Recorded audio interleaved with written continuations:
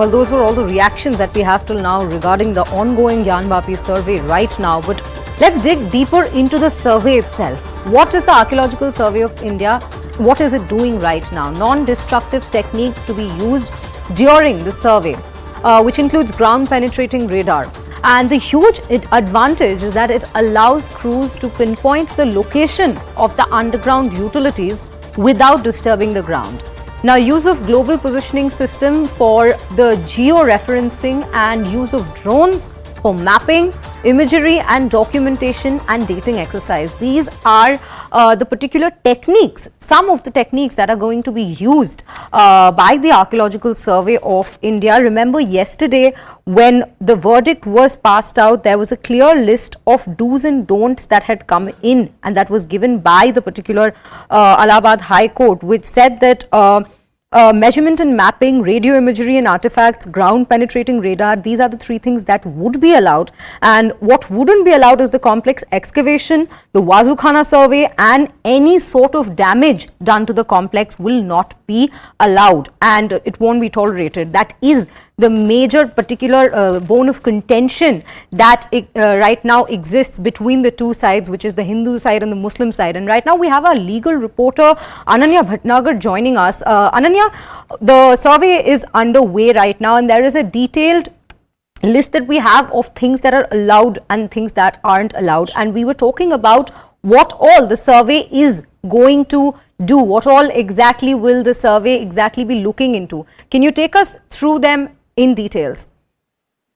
Well, definitely. This is basically not a list of, what are the do's and don'ts. These are the listings that have been given out by the Archaeological Survey of India to the Allahabad High Court, that how it would be carrying out this particular survey. They've told the court that, they'll be mapping the particular site. They will be using drone technologies. They'll be using radio mapping technologies in order to conduct this archaeological survey, and no kind of a excavation method would be used in this particular survey. All NDT methods would be used, that is non-destructive techniques would be used in order to conduct this particular survey, whether we talk of the GNSS, GPS monitoring systems that are used to, in fact, geotag these particular locations at a particular site, and a particular area is then drawn through GPS satellites.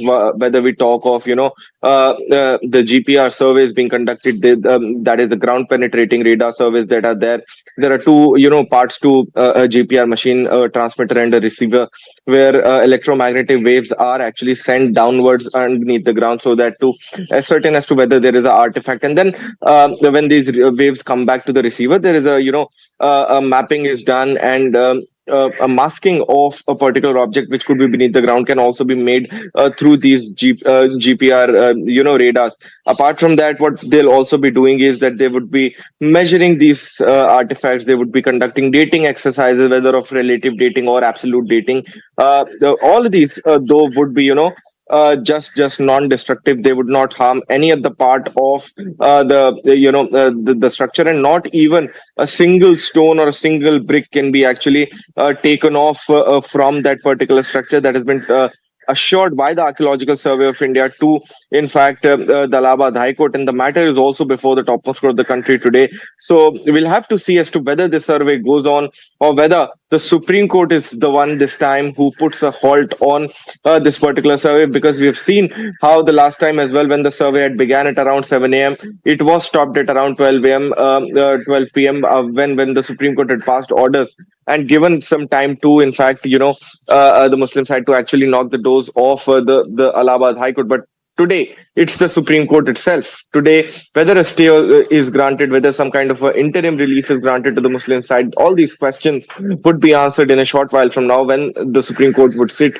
and would hear this particular matter, which is listed at item 37 before a bench headed by the Chief Justice of India, Dr. Justice Dhananjay Yashwant Chanchud, also comprising Justice J.B. Pardiwala and Justice Manoj Mishra. Sriya.